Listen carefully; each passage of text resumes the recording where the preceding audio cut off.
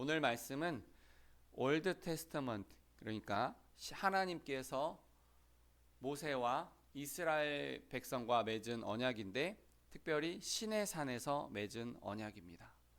이 언약이 굉장히 중요한데 이 언약은 출애굽해서 3개월 만에 이루어진 것이에요. 그 동안에 정말 많은 일이 있었죠. 애굽에서부터 10가지 재앙이 있었고 불기둥과 구름기둥이 있었고 또한 홍해를 건너왔고 또 이제 마라에서 쓴물을 단물로 바뀌는 그런 기적의 역사도 있었고 르비딤에서 아말렉을 물리쳤고 그리고 나서 드디어 시내산에 도착을 한 것입니다. 그래서 이 모든 여정 가운데 마침내 시내산에 도착을 했고 하나님의 백성으로서 어떻게 살아야 하나 그것을 하나님께서 알려주신 것이죠. 그래서 이것은 가나안 땅에 들어가는 것도 중요하겠지만 가나안 땅에 들어가서 우리가 어떻게 살아야 하는가를 알려주기 때문에 그것을 광야에서부터 훈련하는 그런 모습을 보여주고 있습니다. 제가 오늘 말씀 1에서 2절 말씀을 다시 읽어보겠습니다. 하나님이 이 모든 말씀으로 말씀하여 이르시되 나는 너를 애굽 땅 종 되었던 집에서 인도하여 낸 내 하나님 여호와니라. 본문의 첫 단어는 하나님이에요. 하나님인데 이것의 원어는 엘로힘입니다. 엘로힘. 이 엘로힘은 특별히 유일한 신, 한 분 하나님을 이야기하는 단어예요.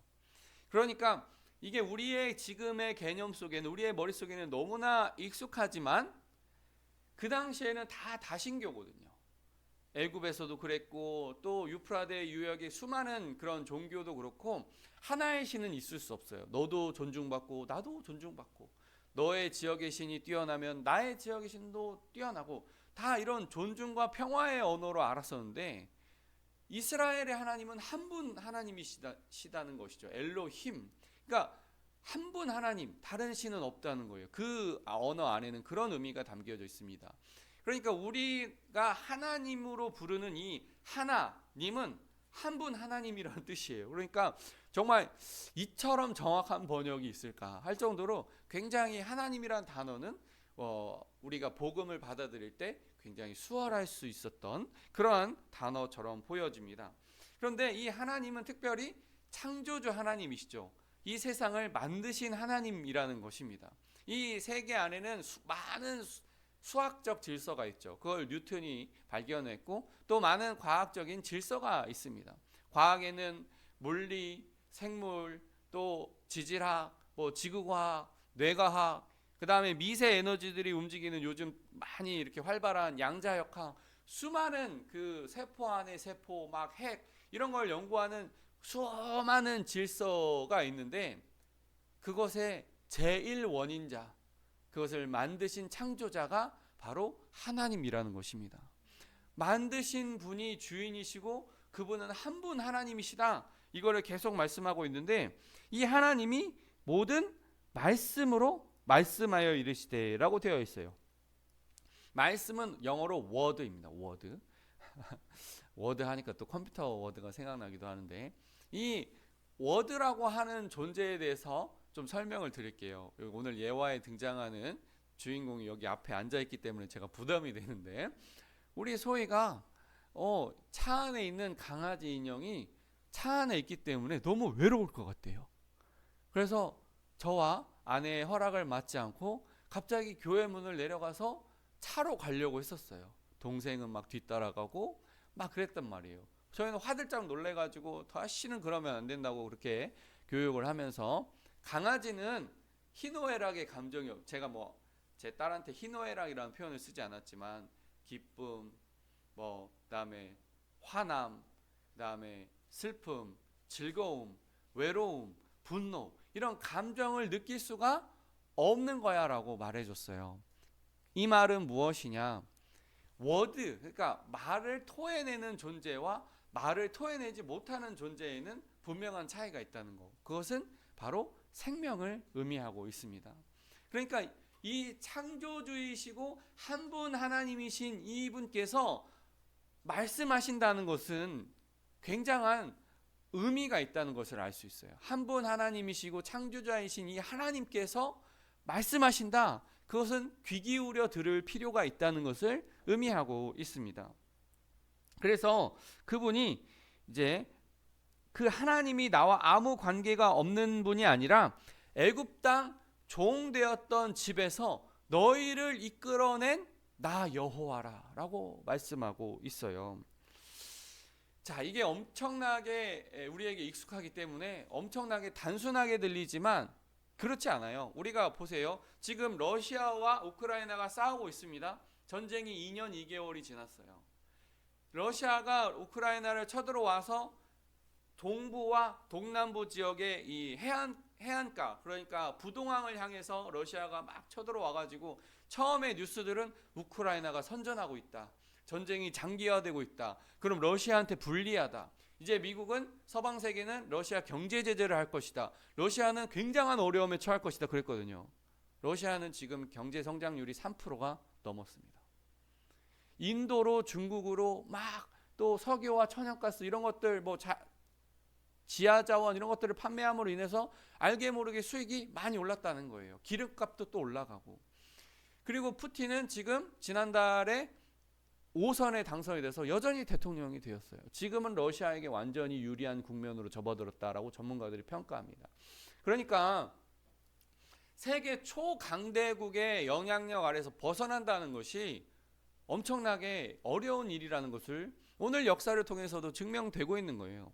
또 중국은 어떻습니까? 내몽골 지역, 신장 위구르, 티베트, 그러니까 중국의 윗부분, 그 다음에 서쪽 부분, 그 아랫부분, 이 여기들이 다 독립하고 싶어서 자기 나름대로 막 목소리도 내고 있고 시위도 하고 있지만 중국이 그 지역 내줄 리가 없죠. 어마어마한 천연자원이 묻혀 있고 어마어마한 지하자원이 막 도사리고 있는데 중국이 절대 그거 포기하지 못합니다. 그럼 그 지역이 독립국으로 일어설 수 있겠습니까? 지금 중국은 탱크로 밀어버리는 한이 있어도 그 지역 절대 포기 못하는데, 그러니까 세계 초강대국 아래에 있는, 심지어 어떠한 그 지역 주민이 아니라 노예라고 평가받고 있는 그 이스라엘이 독립을 한다? 출애굽한다? 있을 수가 없는 일이에요. 있을 수가 없는 일이에요. 그러나 하나님이 그 일을 일으켜 주셨다는 것입니다. 우리나라도 36년 일제의 지배를 받았습니다. 우리 나름대로 고귀하고 아름다운 독립운동가들, 봉오동 전투, 청산리 전투, 전투의 성과가 있었어요. 이겼습니다. 그렇지만 그 독립군들이 이 정말 조선 지역을 다 점령해서 쑥 내려올 수 있었느냐? 없었어요. 1919년, 1920년 그 기간에 어떤 일제치하 초기에 3.1절 그런 만세운동이 막 일어났지만 그 만세운동으로 독립이 됐습니까? 우리나라 지식인들도 이제는 안 되나 보다, 이제는 어쩔 수 없나 보다 다 낭망하고 친일파로 돌아서서 천황을 찬양하고 우리 조선 스스로, 우리 국민 스스로 천황의 노예입니다, 천황의 후손입니다, 천황의 지배를 받을 것입니다, 막 이렇게 다 그런 분위기로 흘러가고 있는 그때 일본이 진주만 공습을 일으키고 그럼으로 인해서 미국이 이제 동아시아 정세를 판단했을 때 소련도 영향력이 커지고 중국도 진출하려고 하고 있고, 그 상황에 일본마저 빠르게 제압하지 못하면 이 공산권 세계를 막을 수가 없다. 그래가지고 부득이하게, 그리고 또 미국의 수많은 청년들이 죽어가니까 미국 안에서는 전쟁 그만합시다. 우리 청년들 왜 죽입니까? 막 전쟁 그만합시다. 그러니까 미국이 빠르게 진압할 수밖에 없는 거예요. 미국이 일본의 핵폭탄을 떨어뜨려서 일본 국민들이 막 원자 그 세계에 고통하고 신음하는 것은 안타까운 일이지만 미국이 판단했을 때는 소련과 중국과 일본 세 개 다 상대하기에는 너무 힘든 거예요. 어쩔 수 없이 개발된 원자폭탄을 떨어뜨림으로 인해서 일본은 항복을 하고, 우리는 그날로 바로 그 이후에 이제 천황이 항복선언 절대 항복을 하면서 우리나라는 독립을 얻은 거예요. 그러니까 우리나라가 독립할 수 있었던 것은 무엇입니까? 우리 스스로의 힘이 아니라 저는 하나님의 은혜라고 믿어요. 저는 이게 무슨 극우의 사상이거나 우파의 사상이거나 그게 아니라 역사적 정황이 그렇다는 거예요. 역사적 정황이. 저는 이렇게 보고 있습니다. 그렇다면 정말 이 이스라엘이 구원함을 얻었던, 이스라엘이 출애굽했다는 것은 엄청난 사건이고 정말 이 세계사에 유례 없는 사건이라고 볼 수밖에 없고, 유대인들이 평생 또 자손 대대로 그 은혜를 찬양할 수밖에 없다는 것을 알 수가 있습니다. 그 이제 언약을 이제 구체적으로 들어야 되는데요. 이어지는 본문 3에서 4절. 너는 나 외에 다른 신을 내게 두지 말라. 너를 위하여 새긴 우상을 만들지 말고 또 위로 하늘에 있는 것이나 아래로 땅에 있는 것이나 땅 아래 물속에 있는 것에 어떠한 형상도 만들지 말며. 자, 이스라엘 백성들이 430년간 그 애굽에서 살면서 수많은 다신교 사상을 보고 듣고 배웠어요. 이미 찌들었어요. 그래서 그런 상황에서 또 이제 가나안 땅으로 올라가는데, 가나안도 바알과 아세라, 뭐 밀감 말고 뭐 온갖 별의별 신, 달의 달신, 해신 막 여러 가지 신들이 있는데, 이런 것에 이제 하나님께서 미리 경고하시는 거죠. 그것들을 만들지 말라. 이렇게 하고 있는데, 그 형태는요, 금으로 만든 우상도 있고 은으로 만든 우상도 있고 또 돌로 만든 우상도 있고 나무로 만든 우상도 있어요. 그건 뭐예요? 경제 수준에 따라서 달라진다는 거예요. 어떤 사람은 나무신, 어떤 사람은 돌신, 어떤 사람은 은신, 어떤 사람은 금신. 경제 수준에 따라서만 다를 뿐이지 다 종교심이, 우상을 섬기는 마음이 가득하다는 거예요. 모양은 또 어떤 거예요? 하늘과 땅과 바다, 모든 것. 피조물을 신상화하고 막 그들의 능력을 추종하고 따라하고 그들의 번식력을 추종하고 막 이러는 거예요. 그러니까 하나님께서 아무것도 만들지 말라고 하는 것은 너희 예술하는 자들 다 굶어 죽어라 그런 게 아닙니다. 그걸 정말 예술로 즐기는 수준이 아니라 그 당시 세계관의 사람들이 그걸 다 종교심으로 연결시키기 때문에 만들지 말라고 한 거예요. 우리가 정말 이 말씀을 오늘 적용한다고 하면 저 뒤에 있는 십자가도 세우면 안 되죠. 십자가에 또 저는 이제 어떤 십자가가 팔이 한쪽 끊어져 있는 십자가를 보면서 굉장히 묵상했어요. 주님의 죽으심, 주님의 아프심. 그러니까 십자가 예술공예품도 다 못 만들어요. 그렇게 따지면 오늘 본문을 그런 식으로 적용해 버리면 아무것도 만들 수가 없어요. 그러니까 하나님의 의도는 무엇이냐? 만들지 말라가 목적이 아니라 만든 예술품을 보고 좀 감상하지 말라 그 뜻이 아니라 만들기만 하면 그걸 섬기는 시대니까 만들지를 말아라. 이렇게 강력하게 경고하시고 있는 것입니다. 또 이어지는 본문 5에서 6절. 그것들에게 절하지 말며 그것들을 섬기지 말라. 나 내 하나님 여호와는 질투하는 하나님인즉 나를 미워하는 자의 죄를 갚되 아버지로부터 아들에게로 3, 4대까지 이르게 하거니와 나를 사랑하고 내 계명을 지키는 자에게는 1000대까지 은혜를 베푸느니라. 아멘. 우리는 5절에서 질투라는 단어를 봐요. 질투. 열렬히 시기하다라는 뜻입니다. 열렬히 시기하다. 그러면 제가 알지 못하는 세계에서 벌어진 일은 시기할 수가 없다는 거예요. 저기 어디 저먼 어디 대륙 떨어진 그런 바다 건너 한참을 가야 되는 세계에서 어떤 아저씨랑 어떤 아주머니랑 부부싸움을 실컷 했다. 그건 저에게 질투거리가 안 되는 거예요. 저기 어디 무슨 가상 공간에서 어떤 AY와의 어떤 사이가 틀어졌다. 뭐 그런 게 저한테 열렬한 시기심을 질투하지 않아요. 열렬한 시기심이 발동하려면 나와 그 사람과의 굉장한 밀접한 관계가 있어야 되고 그 약속된 것이 깨졌을 때 그것을 분노하고 시기하고 질투하는 겁니다. 그러니까 이게 관계성이 굉장히 중요하다라고 말씀하고 있어요. 그래서 하나님은 오늘 앞서 읽은 본문에서 우상 숭배의 대가에 대해서 말씀하시는 거예요. 죄를 지은 자는 이제 우상 숭배와 연결되어 있거든요. 그러니까 우상 숭배의 대가, 하나님을 섬기지 않고 하나님만 예배하지 않는 그 대가가 무엇이냐면 그 죄가 3, 4대까지 간다는 거예요. 적절한 예는 아니지만 제게 가장 밀접한 예이기 때문에 말씀을 드리면 제가 11년 동안 부득이하게 여러 교회를 섬겼습니다. 저도 사실은 첫 번째 교회에서 사역할 때 이 교회에서 평생 뼈를 묻고 사역하고 싶었습니다. 그런데 한국 교회의 현실이 그렇게 녹록하지는 않아요.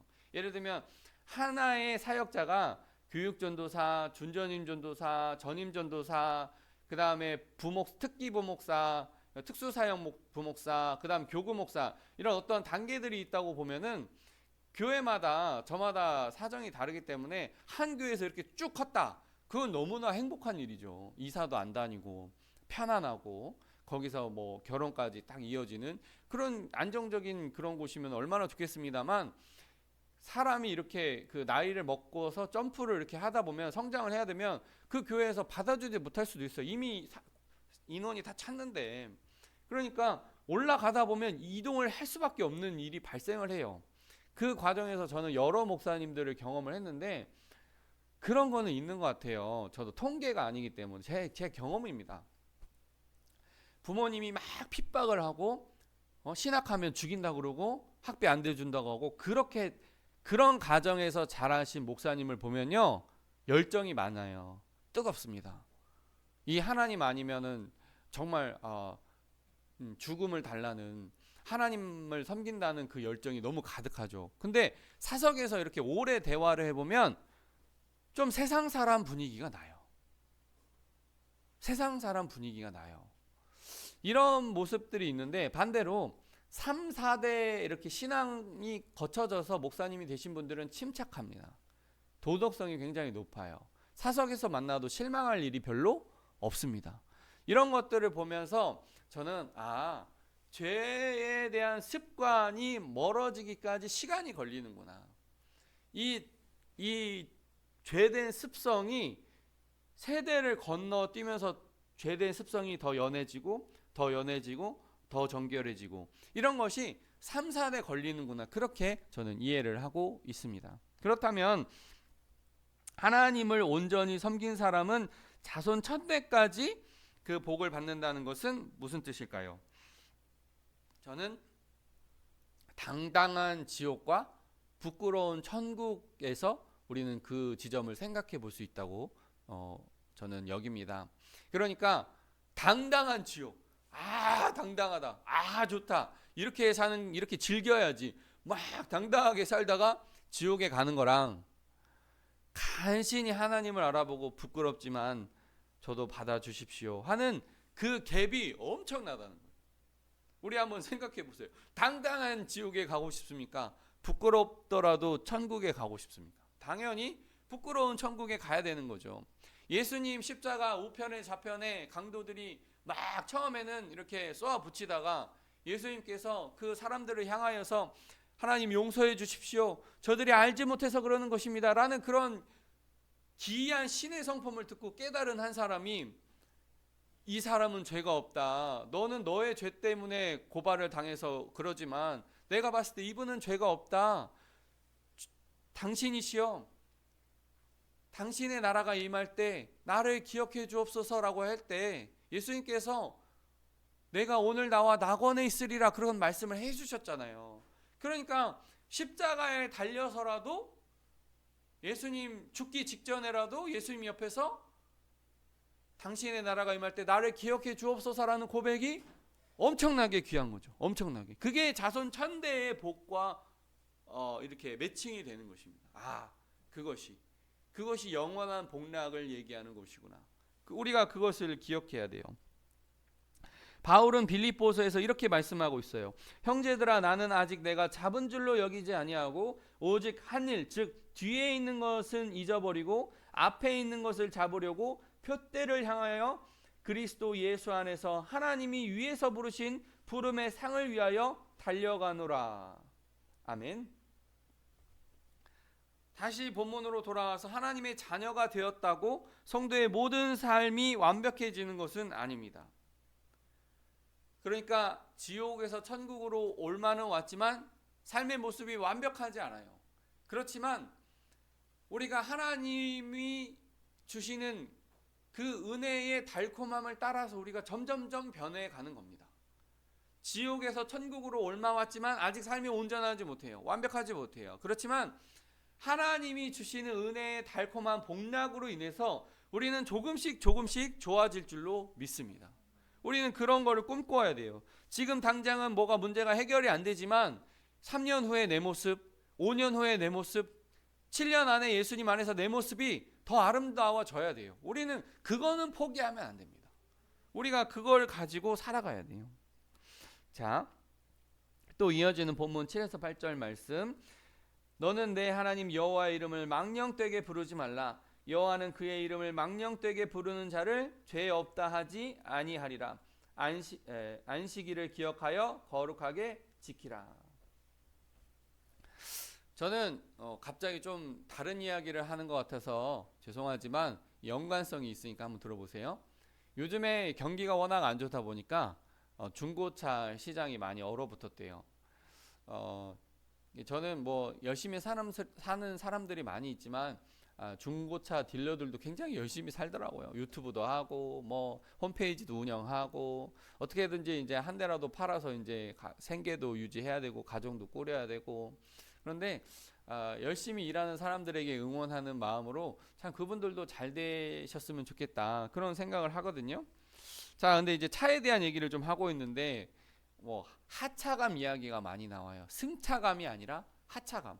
사람들이 어떤 차를 사는 데 있어서 무슨 큰 사고가 나서 폐차가 되고 아니면은 너무 오래 타서 키로수가 너무 많아가지고 차를 바꿔야 되겠고, 아니면 엔진 미션에 문제가 생겨서 막 수리비가 150만 원, 200만 원 나올 것 같으니까 차를 바꾸고, 그런 게 아니라 그냥 멋져 보이기 위해서 사람들에게 명함으로 내 얼굴로 쓰기 위해서 차를 그렇게 좋은 걸로 바꾼다는 거예요.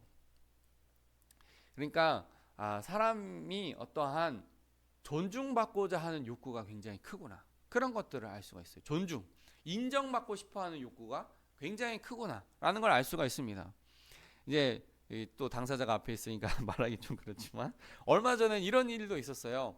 제가 제 아내가 왜 마음에 들어서 결혼했는가, 그거를 3가지 요인으로 분석한 적이 있습니다.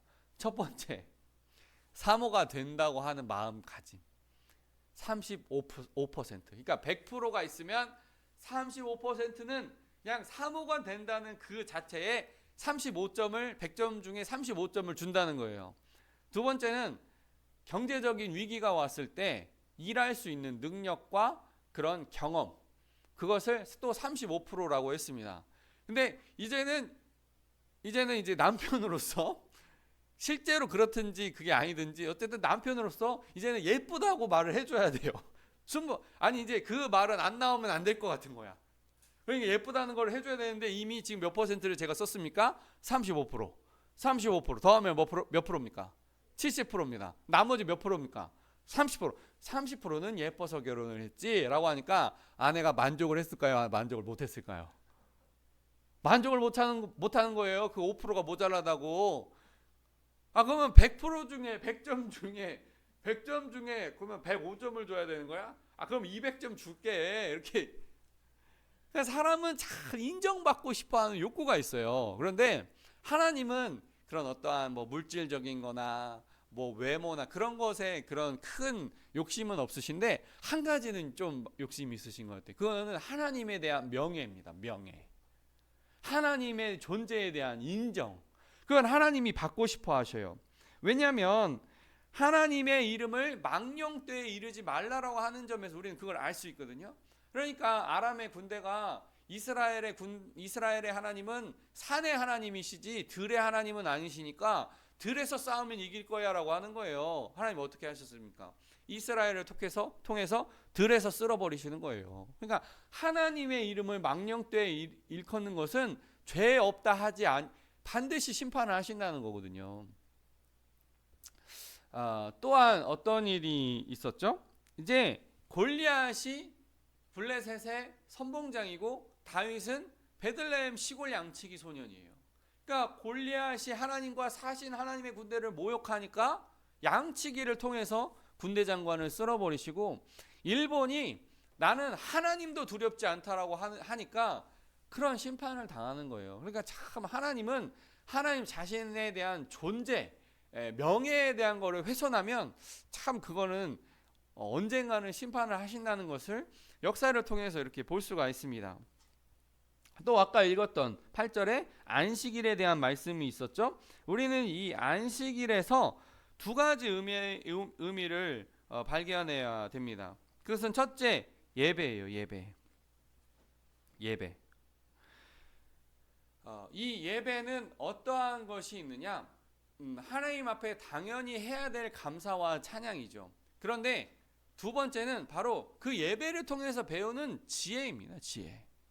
예배, 그러니까 하나님 앞에 우리의 찬양과 감사의 마음을 하나님께 드리는 그 행위 자체에 대한 의미도 있지만, 그로 인해서 파생되는 둘째 의미, 그 말씀을 통해서 배우는 복락이에요. 복락. 우리가 아직도 이런 사람 있는지 모르겠어요. 성경에는 보증 서지 말라는 말이 있습니다. 빚보증 서지 말라는 거예요. 사람한테 돈을 주었으면 주었지 빌려주지 말라는 말이 있습니다. 사실은. 왜냐하면 돈도 잃고 사람도 잃고 심지어 상처도 받습니다. 그러니까 보증 서지 말라는 말이 성경에 있어? 아직도 이런 사람이 분명히 있을 거예요. 근데 있거든요. 보증선 자의 옷을 빼앗으라. 그만큼 보증선 자는 위험하다는 말이거든요. 그러니까 우리가 하나님의 말씀 중에 단 한 가지 말씀만 잘 지켜도 인생이 패가망신하지 않아요. 그러니까 하나님의 말씀을 듣는 것은 우리를 오늘 이제 말씀도 10계명의 절반에 대한 내용이지만, 계명이 우리를 올가매는 것 같지만 이 계명이, 하나님의 말씀이 우리의 삶을 지켜주는 거예요. 너무나 좋은 것입니다. 그래서 예배를 하나님께 드린다. 내가 하나님 앞에 예배를 드려준다. 목사님 마음이 아플 것 같으니까 내가 가준다. 그게 절대 아니라 내가 하나님 앞에 유익을 얻기 위해서, 하나님 앞에 당연히 해야 할 행동을 하기 위해서 우리는 예배를 드리는 것입니다. 또한 예배는 방향 설정의 은혜도 있어요. 방향 설정. 우리가 달리기를 하는데 반대 방향으로 뛰면 아무리 빨리 달려도 의미가 없듯이, 우리나라의 쇼트트랙 선수가 너무나 좋은 선수들이 많지만 종을 칠 때 몇 바퀴 남았습니다라는 종이 있잖아요. 그거 착각하면 떨어지더라고요. 보니까 아무리 세계적으로 가장 빠른 선수라고 해도 띠링띠링 이게 세 바퀴 남은 종인지, 띠링띠링 이게 마지막 한 바퀴 남은 종인지, 그거 착각하면 진다는 거예요. 우리에게 그러니까 방향 설정이 굉장히 중요하다는 것을 알 수가 있습니다. 이어지는 9에서 10절. 엿새 동안은 힘써 내 모든 일을 행할 것이나 일곱째 날은 내 하나님 여호와의 안식일인즉 너나 내 아들이나 내 딸이나 내 남종이나 내 여종이나 내 가축이나 내 문 안에 머무는 객이라도 아무 일도 하지 말라. 자, 우리가 이제 엿새 동안에는 힘써 일할 것이나, 여기를 한번 주목해 보아야 돼요. 저의 삶을 좀 말씀드리면, 아침에 일어나서 이제 주로 하는 일이 가사, 또 아이들 밥 먹이고, 또 아이들 학교 보내고, 머리 묶어주고, 이런 것들, 뭐 설거지, 빨리, 이런 가사 노동을 쭉 합니다. 그리고 나서 이제 교회 갈 준비를 하죠. 밥을 먹고 교회를 가거나 교회를 와서 밥을 먹거나 보통 이렇게 합니다. 그런데 이제 이러한 시간들을 보내고, 또 이 교회 안에서 보내는 시간 중에 열매를 작성해서 녹음하고 고교하고 홈페이지 다듬고, 또 이제 기도회 매일매일 준비하고, 이런 것들이 있는데, 그거 끝나고 나서도 집에 와서도 또 아이들 뭐 간단히 뭐 해줘야 될 것들을 해주고, 그렇게 하다 보면 하루가 너무너무나 바빠요. 너무너무나 바빠요. 그런데 저는 이러한 적당한 바쁨의 삶이 유익이 참 많다고 생각해요. 이 바쁘다는 것이 아유 지친다, 아유 힘들다, 아유 다람쥐 쳇바퀴 돌 때 돌아간다, 그것만 있는 것이 아니라 사단이 우리의 생각을 틈탈 수 있는 기회를 줄이는 거예요. 만약에 내가 살면서 돈 버는 시간 외에도 시간이 남는다, 좋은 취미 생활을 통해서 시간을 보내야 돼요. 시간을 잘 보내야 돼요. 좋은 일을 많이 해서 시간을 보내야 돼요. 왜 그러냐면 이제 베드로전서 5장 8절에 근신하라 깨어라 너희 대적 마귀가 우는 사자같이 두루다니며 삼킬 자를 찾나니. 그러니까 우리의 생각을 조정해서 삼켜버릴 자를 찾고 있기 때문에 우리는 6일 동안에는 바빠야 돼요. 피곤해야 돼요. 피곤해서 잠이 들어야 돼요. 그게 좋은 겁니다. 우리의 삶이 지루하고 또 반복되고 또 이불 개고 또 뭐 보일러 적당히 틀어놓고 그런 일들이 어떻게 보면 무의미하고 어떻게 보면 힘들어 보이지만 그 일들을 통해서 사탄이 우리 생각을 침투할 수 있는 생각을 줄이는 거예요. 그러니까 6일 동안은 바쁘라고 말씀하고 있는 겁니다. 우리는 6일 동안 참 바빠야 돼요. 시간을 잘 보내야 됩니다. 자, 그 다음에 또 10절에 보면 가족과 직원과 가축, 손님이라도 일을 멈추라고 말씀하고 있어요. 저는 여기서 한 친했던 행정 목사님, 저보다 선배 목사님의 행동을 떠올렸어요. 그 목사님은 좀 일부러 늦게 오신대요. 지각을 좀 하셔요. 10분 정도 지각을 하셔요. 그리고 퇴근을 잘 하십니다. 퇴근을 잘해요. 시간 맞춰 퇴근을 잘한다는 뜻이에요. 그게 뭐냐면 나중에 대화를 해보니까 다른 자기보다 늦게 들어온 목사님들 편히 퇴근할 수 있도록 자기가 피해 준다는 거예요. 야, 이런 게 멋이 아닌가 싶었어요. 자, 퇴근들 하세요. 자, 빨리빨리 퇴근하세요. 자기는 엄청 열심히 일하고 있으면서 빨리 후배들한테 퇴근하라고 하면 이 후배들 마음이 부담돼요. 자기가 일찍 일 마무리 최대한 빨리 하고 자기가 일찍 가줘야, 아니면 제 시간에 딱 나가줘야 뒤에 사람들이 자유롭게, 만약에 내가 정말 꼭 해야 되는데 못한 업무가 있으면 자유롭게 남아서 맘 편하게 업무하다가 가고, 아니면은 정시에 퇴근할 수 있도록 본인이 모범적인 삶을 사는 거예요. 저는 이런 게 그 오늘 본문에 대한 적용이 아닌가 싶어요. 그러니까 어떤 가족이나 뭐 친척이나 손님이나 직원이나 쉴 수 있게 틈을 주라는 거예요. 틈을. 그건 참 멋있는 것 같아요. 조금 이제 그러한 적용을 우리가 잘 할 수 있어야 되겠고, 이어지는 본문 11절에 이는 엿새 동안에 나 여호와가 하늘과 땅과 바다와 그 가운데 모든 것을 만들고 일곱째 날에 쉬었음이라. 그러므로 나 여호와가 안식일을 복되게 하여 그 날을 거룩하게 하였느니라. 자, 우리는 여기서 어떤 것을 생각할 수 있냐면 하나님께서 또 쉬셨다는 것을 생각해야 돼요. 하나님은 어떤 일을 하시고 쉬셨어요? 천지 창조를 하시고 쉬었어요.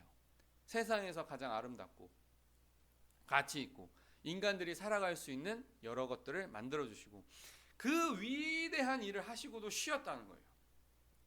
근데 인간은 별로 중요하지도 않은 일을 하면서 못 쉰다는 거예요. 그거는 우리가 기억해야 됩니다. 그래서 하나님께서 쉬라고 하셨을 때 잘 쉬는 것도 은혜죠. 어떤 목사님은 쉬는 것도 명령이다라고 얘기를 하셨어요. 열심히 사단이 틈타지 못하도록 열심히 살면서도 쉬어야 될 때는 푹 잘 적극적으로 쉬어줘야 되는, 적극적으로 그냥 쉬는 게 아니라 푹 쉬는 게 좋다고 저는 이렇게 배웠습니다. 자, 또한 저도 이렇게 열심히 이렇게 부교육자로 이렇게 사역을 하면서 이렇게 생각을 하고 이렇게 배웠어요. 또 어떤 때는 그러니까 우리가 쉬는 이유는 앞으로 그 다음 6일을 또 열심히 일하기 위해서 쉬는 거다. 그 말도 일리가 있죠. 근데 저는 얼마 전에 배운 게 더 은혜가 돼요. 우리가 마지막에는 다 쉬기 위해서 일하는 거다. 거꾸로라는 거예요. 쉬는 이유가 그 다음 6일 동안 열심히 일하기 위해서 쉬는 거다. 그것도 일리가 있어요. 그런데 우리가 천국을 생각해 보면 마지막엔 결국에는 다 쉬는 거거든요. 그래서 이 쉼을 연습하는 거예요. 또 우리가 잘 안식을 누리고 마지막 때는 온통 다 눈 감고 나면 다 쉬는 거다. 이거를 우리가 기억해야 할 줄로 믿습니다. 천국에는 수도세, 가스세, 전기세, 전세 보증금, 월세 없어요. 다 쉼만 있습니다. 여러분들 혹시 목성, 토성 궁금하시면은 이제 천국 가시고 나서 토성에 15박 16일로 여행 다녀오세요. 제주도로 15박 16일 다녀오는 게 아니라 목성에 15박 16일, 토성에 또 15박 16일 다녀오면 됩니다. 저는 여행 가는 거 별로 안 좋아해서 그냥 쉬고 있을 테니까 다녀오고, 여행 좋아하시는 분들 잘 다녀오세요. 마지막으로는 우리 예수님 잘 믿고 마지막에 다 만날 수 있기를 주님의 이름으로 축복합니다. 아멘. 기도하겠습니다.